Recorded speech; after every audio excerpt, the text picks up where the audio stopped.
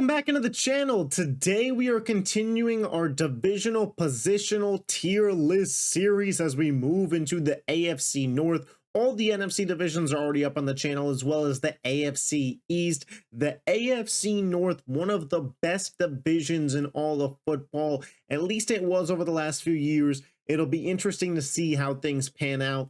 Kind of one of the easier tier lists that I've had to do, I'm not gonna lie. So let's hop right into it. Quarterback, I'm taking Lamar Jackson. You know, Lamar Jackson could have won the MVP award last year. I think based solely on regular season performance, he's been the best quarterback in the NFL over the last 3 years. He is the best mobile quarterback of all time, and the man threw for 41 touchdowns last year. He is absolutely playing at an unreal level and seemingly has continued to get better and better at this point in time. I don't know how he's done it, but Lamar, to me, game, manager, but in the good way. I feel like this guy plays at 0.75 speed compared to everybody else. He's just an unreal talent. The same could be said for Joe Burrow.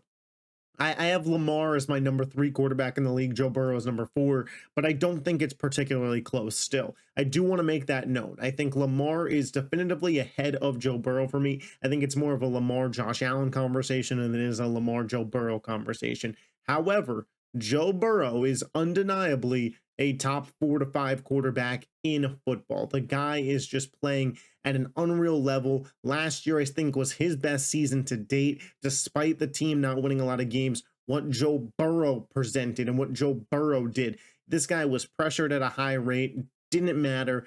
He's still absolutely slinging it. Yeah, he's got good weapons, but Joe Burrow is still absolutely that guy. I'm going to take, excuse me there. I'm going to take Aaron Rodgers. I'm going to take Aaron Rodgers over the combination of Dylan Gabriel, Shador Sanders, whatever that may be. I think Aaron Rodgers a little overhated last year, but I also think that some of those numbers were not fake good, but fake good, I guess is maybe the right word. But I still think Aaron Rodgers in a good system could be a playoff caliber QB, and we'll see whatever the Browns got going on. We move to the running back rooms, and I'm going to again take the Baltimore Ravens here. Listen, Derrick Henry, Justice Hill, Keaton Mitchell, like this is a really solid running back room. Derrick Henry is still a top 5 running back in the sport, no doubt about it. Could easily go for 2,000 yards this season. Just a one-of-one freak, a Hall of Famer. I don't think there's any debating that Derrick Henry is number 1 here. For me, this is where the real debate starts when we start talking about running back rooms, as the Pittsburgh Steelers and Cleveland Browns got a lot of rookies in their running back room, and the Bengals kind of got just Chase Brown. I know that Quinshon Judkins situation, what's he going to do? I don't know.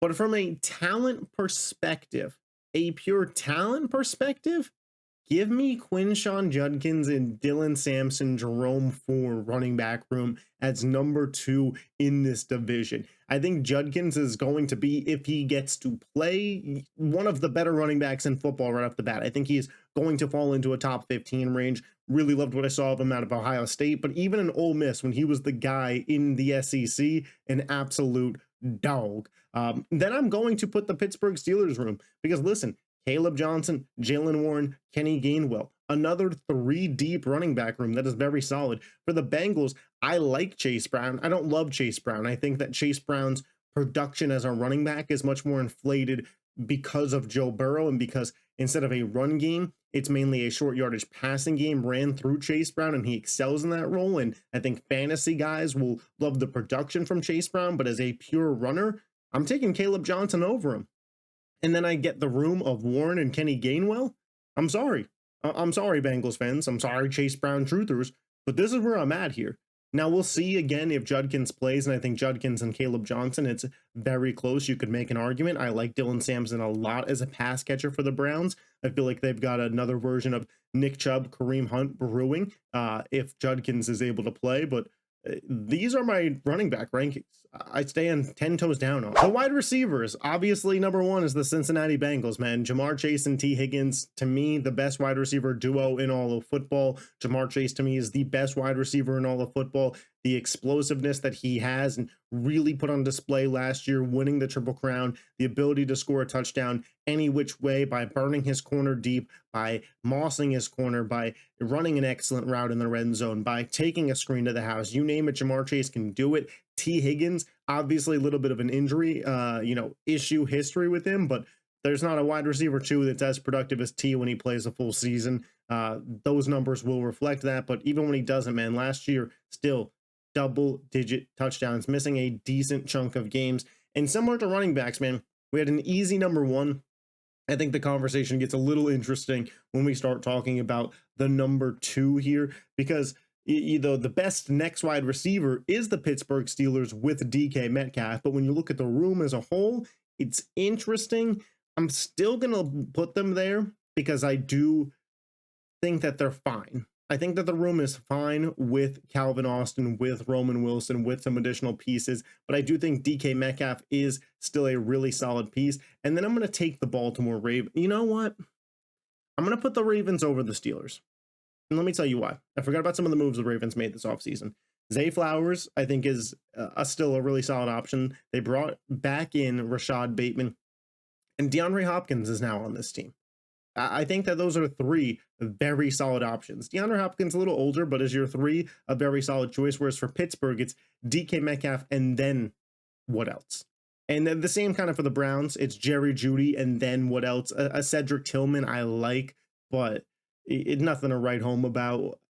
Let me know. Let me know in the comment sections. Are you guys taking the Ravens or the Steelers wide receiver room? The tight end rooms, again, this is a clear-cut Baltimore Ravens to me. This is Mark Andrews and Isaiah Likely.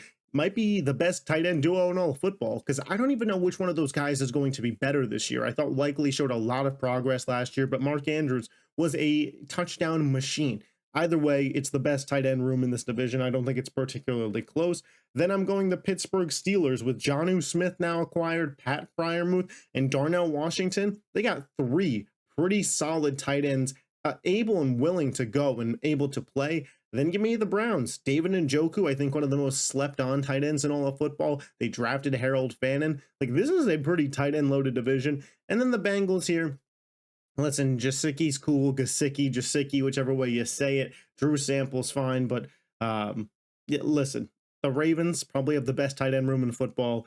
The Steelers might have the deepest tight end room in football, and the Browns got one of the more underrated guys in David Njoku, and then drafted a real big-time receiving threat in Harold Fannin. Weird landing spot for me because of Njoku, but if they want to run more two tight end sets, I think that they certainly can.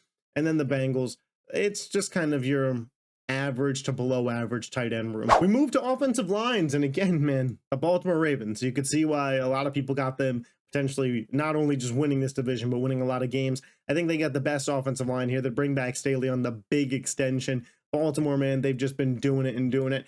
Pittsburgh, they got a sneaky good offensive line. I think that it's really developing. They got their tackles of the future now, and that interior offensive line is young and developing.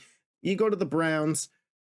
Listen, the Browns isn't amazing, but it certainly isn't the Bengals, man. The Bengals offensive line, we're getting to, and I saw this on the Bootleg Football podcast, they talked about the Bengals, we're getting to Andrew Luck worrying levels of Joe Burrow's protection over the past few years.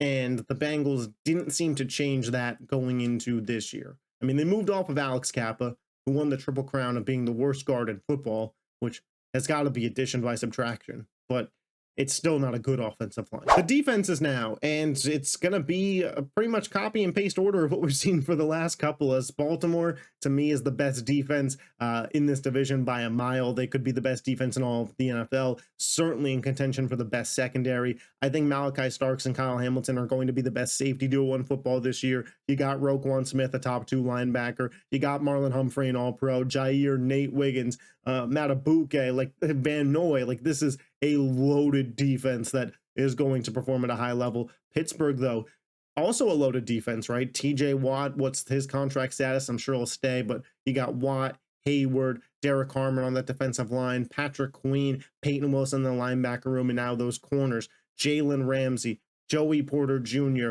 and Darius Slay now on that team. Really solid. I think the Browns defense is fine. JOK likely to miss the year, so that sucks for them, but they have Myles Garrett. They have a top 3 edge rusher in all of football. Denzel Ward is still a really solid piece. And then the Bengals, man, it was a bad defense last year, and they don't know the status of Trey Hendrickson, who was their best defensive player. I'd be concerned if I'm a Bengals fan, for sure. And then we move into the head coach rankings, and I'm going to give the nod to Mike Tomlin here over John Harbaugh. I think it's really close, absolutely. For me, Tomlin has just done more with less and proven to me that no matter what the situation is, he's going to win football games. And I almost think that that is a little bit of to the detriment of the Pittsburgh Steelers in some ways. And some Steelers fans will agree, like, I wish we could just have a bad season. That way we could potentially take one step back for two steps forward. But Tomlin just never does that. His defense is always well coached, and they're really great at developing wide receivers. Players love playing for him. He is just a top tier class of the NFL, but so is John Harbaugh, man. The Ravens, again, just a peak organization, and John Harbaugh is a big reason for that. They never skip a beat either. You could flip flop this if you want. I'm not too picky about it. I'm going to put Stefanski as the clear third. Coach of the year a couple years ago. I think it should have been D'Amico Ryans, but I digress. And then the Bengals, man, Zach Taylor. I think this is probably his last year being the head coach of that team. So when you take a look at this division on paper, obviously Baltimore, not in a single category, falls lower than second to me. They almost fell to third at wide receiver, but you can see of the 7 categories, 5 first place finishes. That is a class of this division, if I say so. Pittsburgh then with the most, next spots here, Cleveland and Cincinnati. It's how far does Joe Burrow and those wide receivers take you if you're Cincinnati? But that's where they chose to spend their money. So, these are just my thoughts, though. Let me know yours in the comment section down below. What are your AFC North positional division rankings? I will catch you guys next time. Peace.